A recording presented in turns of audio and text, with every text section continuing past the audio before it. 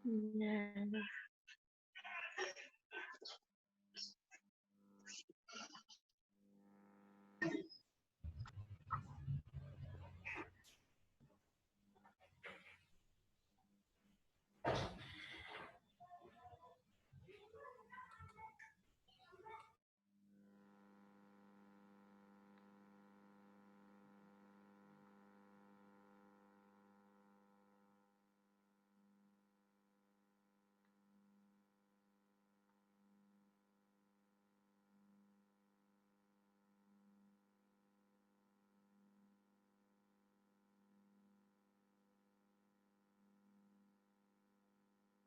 Oke, ini sambil nunggu peserta lainnya masuk, dimulai 11.25, 3 menit lagi. Ini sambil nunggu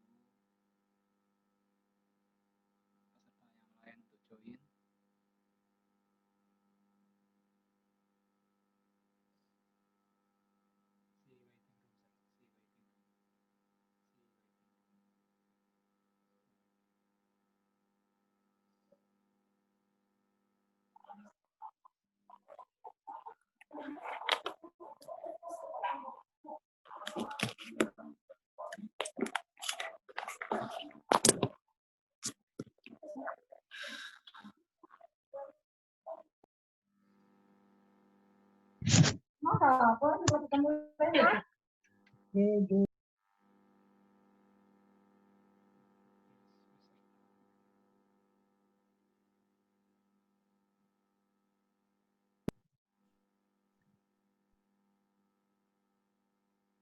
Oke, teman-teman bisa dengar suara saya?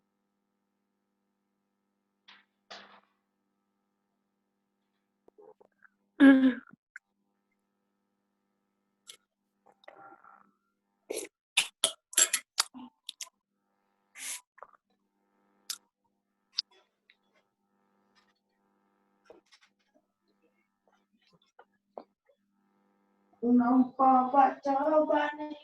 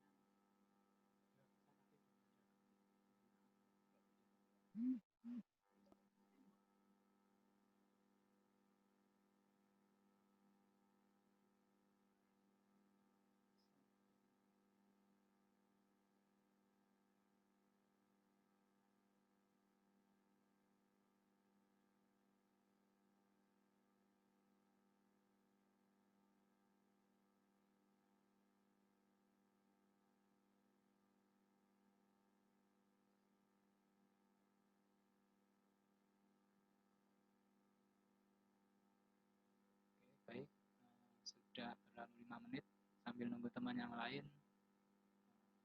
kita awali. Assalamualaikum warahmatullahi wabarakatuh. Bismillahirrahmanirrahim. Alhamdulillahilladzi a'tana bil wahyi bi fadli rabbina. Alhamdulillahi sholatu wassalam ala alihi ya khairal anam. Rabbul karim wa anta khulqin azim. Fashfa'lana indal karim. Ya ayyuhallah sallallahu alaika nabi minal musilatil hadratil aliyah. Ya Rabbana Allahumma salli salimi ala Muhammadin safiyil umami wal ali wa ja'alil anama muslihin fil waqtiyati li rabbil alamin. Ya Rabbana ufir ya sirif tawatina wa ridwa alidainana ya Rabbana. Amma ba'du. Hadratul Mukarram Hadir Romo di Ziafiratul Masjid, pengasuh perjuangan Waitia dan Pondok Pesantren Kedunggo yang senantiasa kita hadiri, Guru Rektor Universitas Waitia beserta jajarannya yang kami hormati, genap tenaga struktural para mahasiswi Universitas Waidya, khususnya semester 6 yang berbahagia. Mari sebelum saya awali materi yang sudah dijadwalkan oleh panitia pada saya, kita bersama-sama kawan-kawan beliau Hadratul Mukarram Kanjeng Romo Kiai Haji Abdul Hakim Hadirotiulaan. Mudah-mudahan apa-apa yang saya sampaikan nanti sesuai dengan harapan beliau. Al-Fatihah.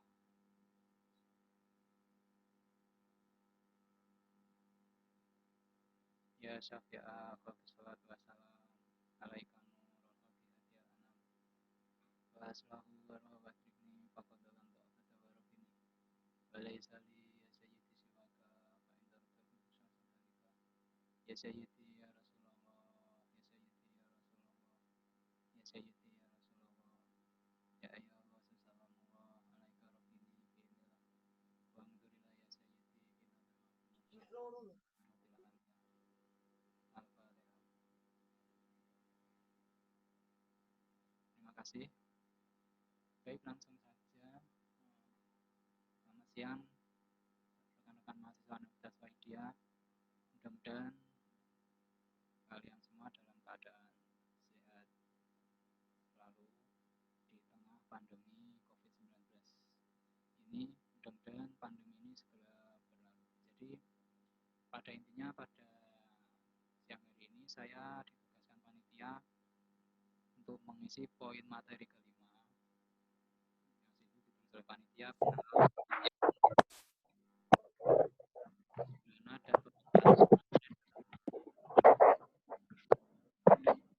jujur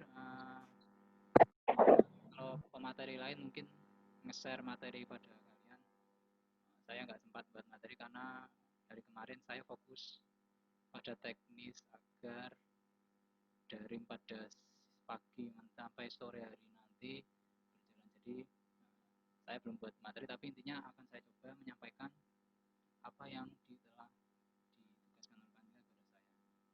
Sebagai pengantar, ini mungkin adalah kejadian pertama kali, baik itu apapun ya, kita sudah merasakan suasana hari raya seperti itu, kemudian kuliah tidak sebagaimana yang biasanya, dan sekarang mungkin ini adalah pertama kali KKN, tidak seperti kakak-kakak kelas kalian. Kalau kakak kelas kalian berkelompok dikirim ke suatu daerah, kalau kalian sekarang berada di tengah pandemi COVID ini dan pemerintah memberikan aturan tidak boleh ada kegiatan yang mengumpulkan banyak massa dan sebagainya. Dari Kementerian Pendidikan dan Kebudayaan juga menganjurkan pada seluruh perguruan tinggi baik negeri maupun swasta agar melaksanakan perkuliahan secara daring dan menghindari tatap muka. Khusus angkatan kalian ini KKN-nya kalian berada di tempat kalian masing-masing. Jadi kalau dulu kakak kelas kalian berkelompok, kalian nanti teknisnya adalah di lingkungan kalian masing-masing. Kenapa ini harus tetap dijalankan? KKN ini tetap harus dijalankan karena kami dari Universitas Waidya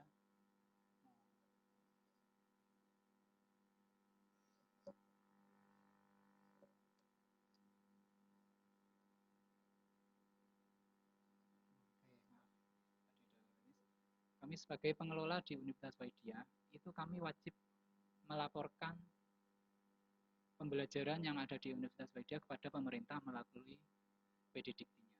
Kalian rata-rata di sini adalah jenjangnya adalah strata 1 atau S1. S1 itu dikasih batasan waktu pemerintah menempuh waktu pembelajaran maksimal adalah 14 semester atau 7 tahun. Nah, sekarang kalian masuk ke tahun ketiga atau semester ke-6. Nah, di semester ke-6 ini di situasi normal tanpa COVID-19 ini akan muncul mata kuliah yang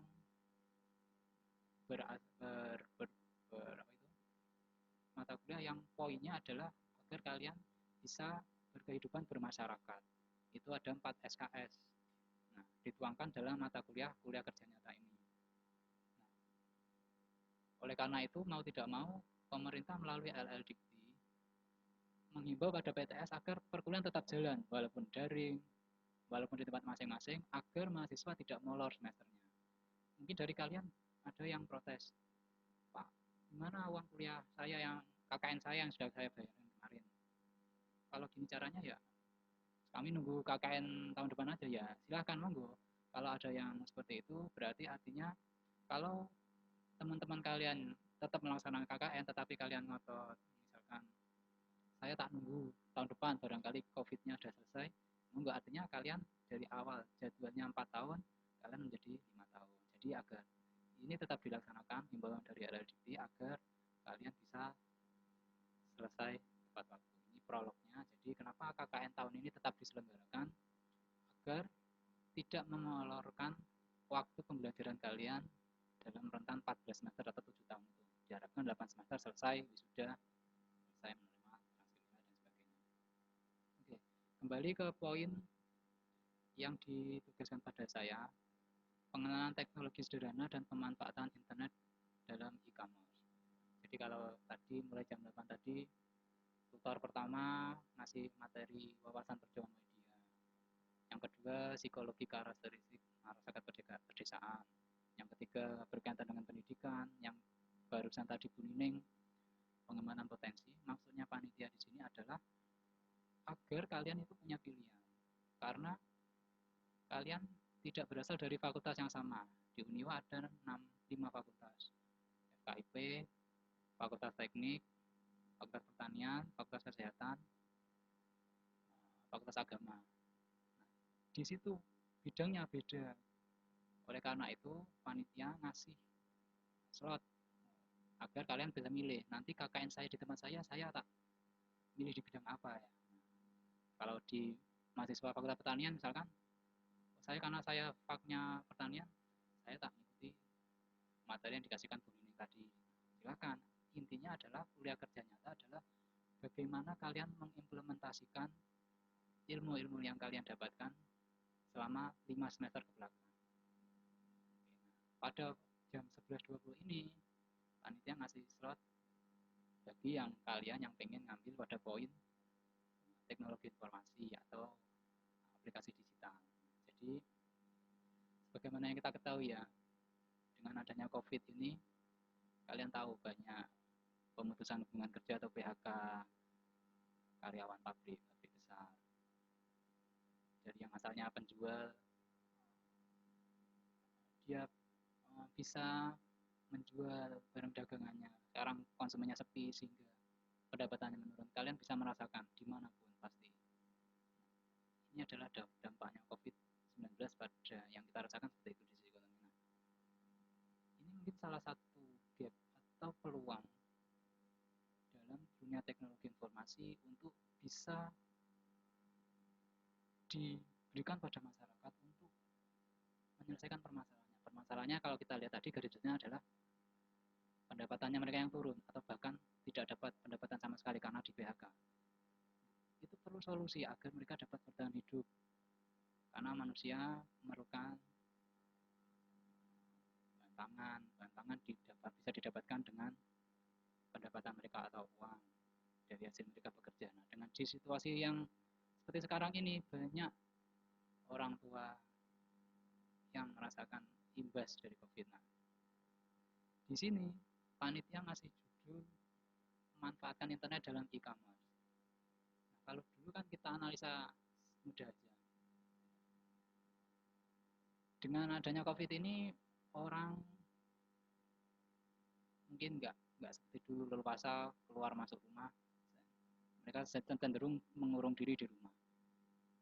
Sehingga pedagang pembelinya nggak terlalu banyak seperti dulu. E-commerce bisa menjadi salah satu solusi. Jadi mungkin nanti di tempat kalian kan mungkin nggak berkelompok, kalian sendiri-sendiri. Wah, karena kalian berpikir bagaimana saya bisa ngajak, apakah keluarga sendiri atau di lingkungan kalian sendiri, bagaimana agar mereka bisa produktif, bisa kembali bangkit lagi, artinya memiliki pendapatan lagi dengan memanfaatkan e-commerce ini.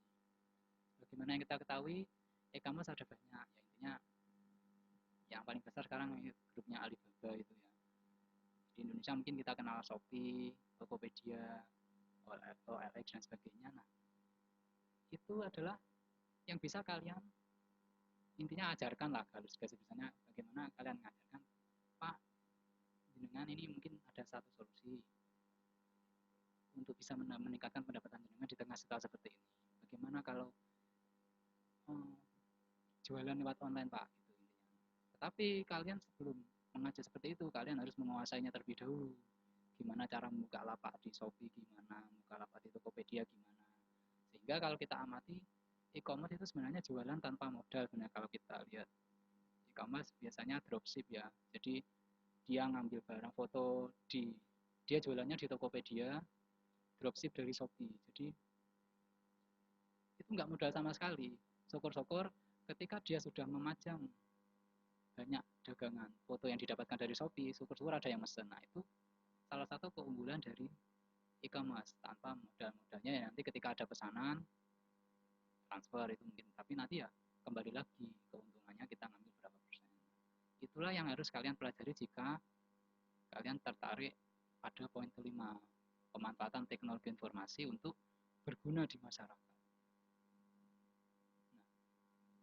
Nah, sebelum saya lanjutkan mungkin ada pertanyaan sebelum saya lanjutkan lagi. Intinya nanti saya selesai jam 12, masih ada waktu 20 menit. Ini masih saya potong dulu sebentar. Barangkali ada yang ingin bertanya atau pertanyaannya di akhir session, monggo. Saya tunggu 1 menit. Silahkan yang ingin bertanya bisa chat atau angkat tangan.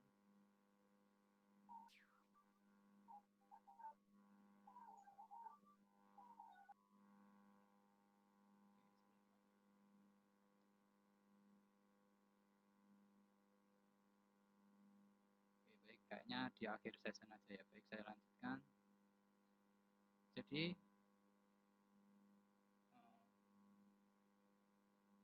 kalau kalian tertarik pada e-commerce ini,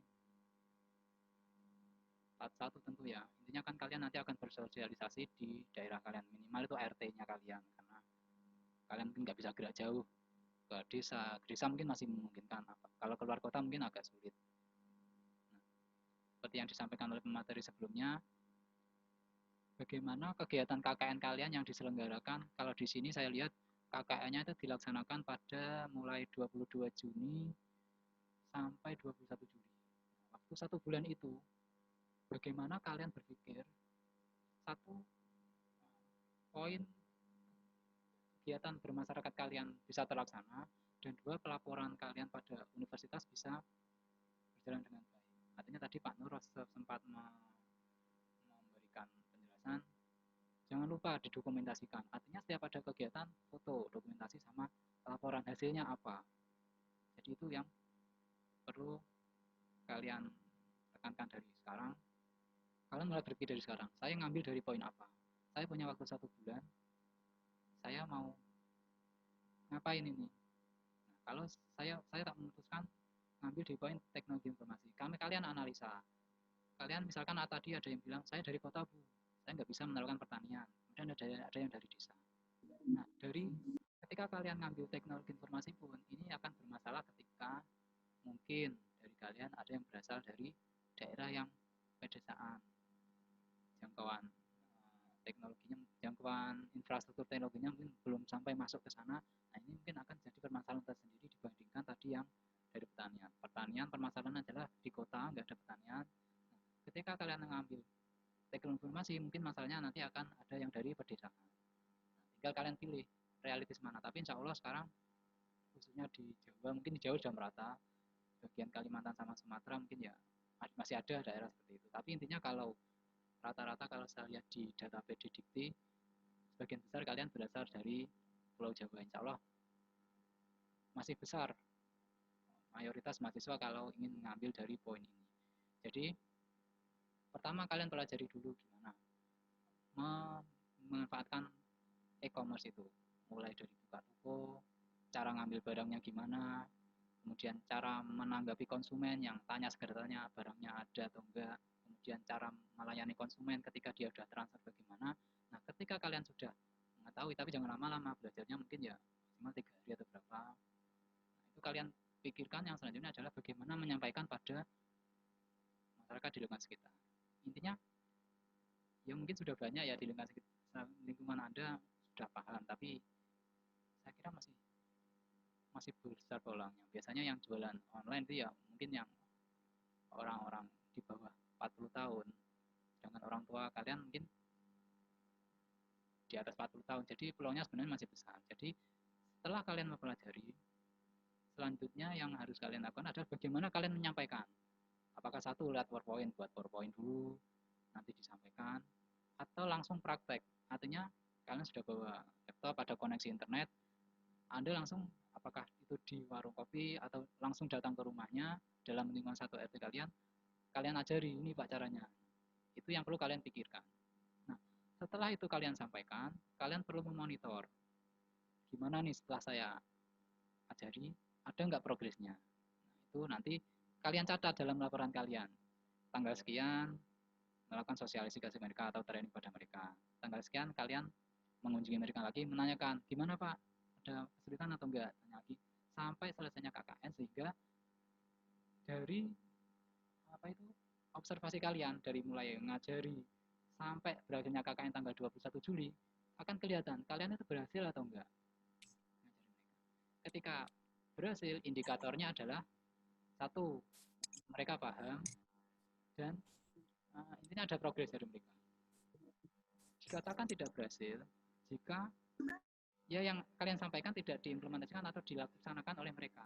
Jadi kalian sudah menyampaikan, tapi setelah kalian monitor ternyata mereka udah enggak ngelola lagi ya. Artinya apa yang kalian tawarkan mungkin tidak berhasil. Satu, faktornya mungkin dari mereka sendiri. Mereka tidak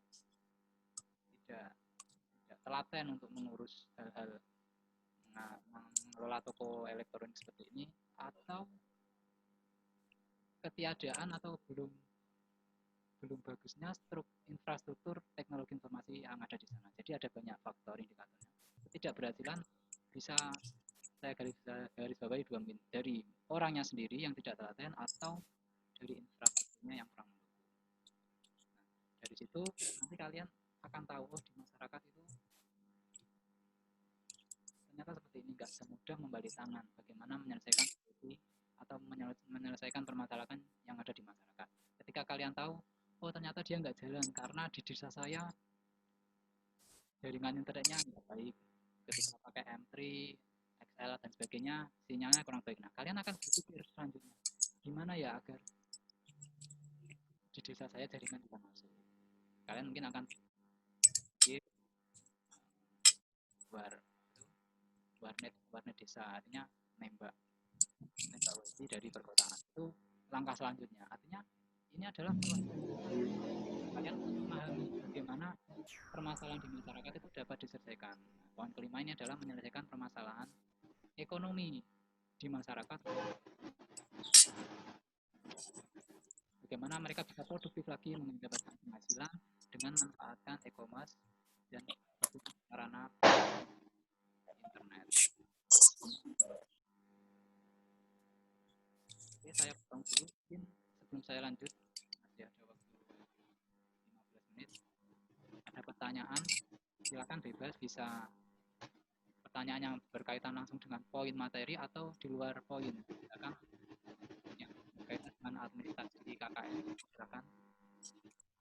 Mas, saya kasih waktu 10 menit. Saya lanjutkan. Bisa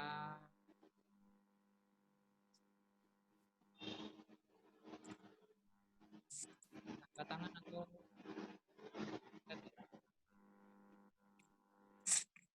saya stop biarnya biar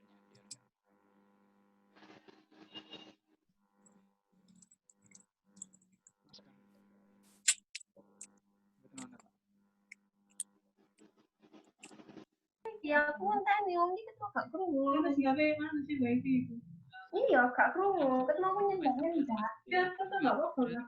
Aku mau kok. Tanya Ada silakan. kok Yo gak ngetok mau, gak ngudungan kok yo. Wong iki yo. Jadi kalau nggak tahu apa. Gak ono sing gak gawe, ono sing video tok. Ono sing foto tok dipajang. Aku mau tak ganti-ganti foto. Jadi kan belum tahu mas. Jadi Rame soalnya. ini ngomong dulu. nya dikeraskan tidak dengan ya maaf. Enggak, kurang keras ya suaranya. Maaf. Ya memang ini tadi kebetulan hari ini Nggak tahu tuh kalau nggak tahu kok. satu profil dari PLN jam 9 sampai jam 12 ini sebenarnya ada pemadaman listrik. Ini pakai genset pondok, jadi alhamdulillah masih bisa, walaupun masih ada keterbatasan dari sisi suara. Oke, saya mohon maaf. Oke, sisa waktu yang masih tersisa 10 menit saya gunakan untuk mengulangi apa yang saya terangkan tadi. Mungkin tadi ada sebagian yang ya, biar enggak. Jadi kalau saya ulangi sedikit ya. Jadi poin materi di materi yang kelima ini adalah bagi kalian yang ingin mengambil dari bidang teknologi informasi agar bisa kalian implementasikan di masyarakat untuk menyelesaikan masalah mereka. Kalian pasti akan melihat berbagai permasalahan di lingkungan sekitar Anda. Pasti Anda sudah merasakan dari awal yang paling terdampak adalah satu sisi ekonomi dan sosial. Sisi ekonomi pendapatan mereka turun, sisi sosial mereka jarang sekali bisa berkunjung acara formal ataupun non formal, tidak ada kondangan, tidak ada acara pernikahan dan sebagainya. Nah, kita fokus menyelesaikan permasalahan di sisi ekonomi walaupun nah, itu ya, tergantung kalian bagaimana kalian menyampaikan poin ini pada masyarakat. Jadi judul kalian menawarkan e-commerce pada mereka. Ya, e-commerce yang adalah e-commerce. Bagaimana kalian berpikir e-commerce ini bisa mengangkat ekonomi mereka walaupun tidak signifikan, tapi setidaknya mereka tahu, oh ternyata saya bisa jualan tanpa harus repot-repot keluar, tanpa harus nyetok barang dan sebagainya, walaupun memang ada yang jualan online begitu. Kebanyakan nanti mungkin kalian bisa. Sekarang Pak Acar tambah keren, ada yang opening ya. Oke, bilang suaranya pelan-pelan aja. Ini banyak suara yang masuk, saya jadi saya ulangi.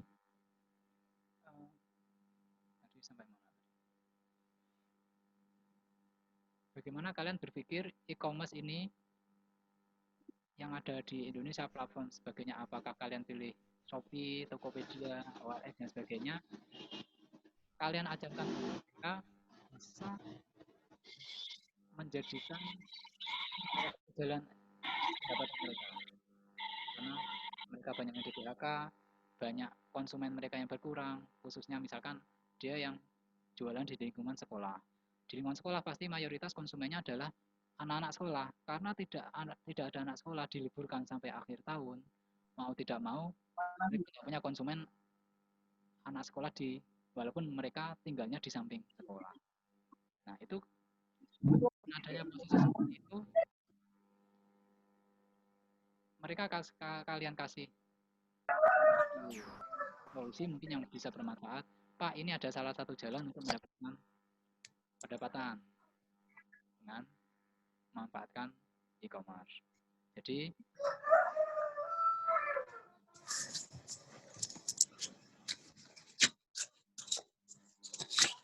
jadi saya garis bawahi aja ya. Intinya poin yang harus kalian lakukan adalah satu, mempelajari bagaimana pengelolaan e-commerce itu. Setelah kalian paham, bagaimana kalian mengajarkan pada mereka. Itu yang perlu kalian pikirkan. Yang ketiga, bagaimana kalian memonitor mereka setelah kalian ajari. Nah, dalam memonitor ini perlu kalian bukukan atau kalian catat, sehingga kalian foto, kalian catat dan sebagainya, sehingga di akhir pelaksanaan KKN kalian sudah bisa membuat laporan KKN secara individu. Jadi poinnya seperti itu. Intinya yang perlu digarisbawahi adalah bagaimana kalian bisa mengimplementasikan ilmu yang kalian terima mulai semester 1 sampai 5 sesuai bidang kalian masing-masing, sesuai fakultas. Setelah itu kalian sampaikan ke masyarakat, kemudian kalian laporkan hasilnya bagaimana. Masyarakat itu ada penerimanya bagaimana, adalah benar-benar ngimbas atau ngimbasnya sedikit atau bahkan tidak ngimbas sama sekali. Dari hasil monitor itu yang akan kalian laporkan kepada pihak universitas sehingga akan memunculkan nilai SKS 4 SKS kuliah kerja nyata kalian. Jika kalian tidak bisa menyampaikan laporan tersebut, ya kemungkinan tidak lulus dan sebagainya. Jadi walaupun dalam situasi kondisi seperti ini, ya kita terima sajalah, maksudnya tidak seperti kakak-kakak kelas kita, tetap kita jalankan sesuai petunjuk dari universitas. Bagaimana pokoknya petunjuknya kita jalankan. Bagaimana sistematika pelaporannya nanti kan kalian konsultasikan kepada pembimbing, sehingga harapannya di akhir pelaksanaan KKN tanggal 21 Juli kalian sudah bisa setor laporan KKN sebagai dasar kami atau dasar fakultas dalam menentukan nilai KKN kalian, sehingga kalian tidak perlu melakukan penambahan semester setelah semester 8. Oke, mungkin cukup itu poin materi yang saya sampaikan. Masih ada waktu 7 menit untuk sesi tanya jawab. Silakan yang ingin tanya angkat tangan atau bisa chat di kolom chat ya. Oke, di sini ada yang sudah chat. Saran, tolong materi disediakan juga dalam bentuk PDF agar yang terkendala sebab jaringan hari ini bisa tahu soal-soal pembekalan. Oke, masukan akan kami terima. Nanti kami akan mengumpulkan materi-materi dari tiap tutor, akan kami upload di website Uniwa. Kalau sudah kami upload, akan kami konfirmasi ke fakultas biar disosialisasikan pada mahasiswa, bisa download. Masukan yang bagus. Oke. Ini mayoritas karena masalahnya suaranya kurang keras ya. Jaringan juga ini hanya faktor jaringan. Mungkin ada masukan lain atau pertanyaan lain. Tadi pertanyaan pertama atau masukan pertama agar file materi di-share, nanti akan kami share di websitenya Uniwa. Oke, selanjutnya bisa, ini rata-rata nggak mau menampilkan videonya ya, semua pakai foto profil ini sama nama. Oke.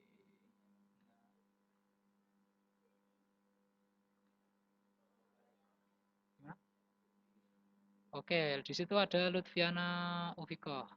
Pak, maaf mau tanya, ini sistem KKN-nya seperti apa? Oke, ini saya kasih garis besarnya ya. Nanti secara detailnya dokumen pedomannya yang sedang direvisi oleh Wakil Rektor 3 akan saya share bersamaan dengan materi tutor 1 sampai 7 nanti. Jadi jawaban dari sistem KKN-nya seperti apa? Sistem KKN-nya adalah di tempat kalian masing-masing. Jadi tidak berkelompok, nanti adalah individu. Karena kalian tidak diperkenankan oleh pemerintah KKN seperti sebelumnya, berkelompok dan datang ke wilayah lain. Kalian pasti akan ditolak, dikarantina dan sebagainya 14 hari. Nah, kalau sampai seperti itu pasti akan membutuhkan waktu yang lebih banyak lagi. Akhirnya diputuskan, ini sebelum memutuskan ini sebenarnya sudah banyak rangkaian-rangkaian dari sosialis kementerian ngasih himbauan. Mahasiswamu jangan boleh KKN seperti tahun sebelumnya. KKN di wilayah masing-masing dan kalau bisa KKN di tahun ini juga, jangan sampai ditunda. Karena kalau ditunda ya harus nambah pelaporan 1 semester di PD Diktinya. Nah, karena disosialisasikan pemerintah seperti itu, akhirnya diputuskan KKN tahun ini dilaksanakan di tempat masing-masing, di rumah, di wilayah mahasiswa masing-masing, di RT-nya masing-masing. Minimal di RT, lebih luas skupnya adalah di desanya. Tidak berkelompok. Nah, mengenai bagaimana nanti kesehariannya apa yang harus kami lakukan, ya kalian nyontoh kakak kelas kalian atau kakak tingkat kalian, kakaknya seperti apa. Ketika pagi dia ngajar di sekolah, tapi sekarang nggak ada ya, sekolah sekarang diliburkan, mungkin ada les pun juga kayaknya sudah nggak ada. Kalau kakak kelas kan dulu pagi ngajar di sekolah-sekolah, sore ngajar di madrasah, di musola-musola, malam dia ngelesi. Nah, kalian harus berpikir bagaimana saya bisa menerapkan atau bisa mencontoh kakak saya dengan kondisi seperti ini, tidak ada sekolah, tidak ada les, malah bimbingan atau madrasah ibtidaiyah pun kayaknya juga nggak ada. Kalian harus berpikir dengan 7 poin materi yang akan disampaikan pada hari ini, kalian harus berpikir bagaimana saya tetap bisa mengabdikan diri pada masyarakat dengan memilih salah satu atau beberapa poin yang disampaikan tadi.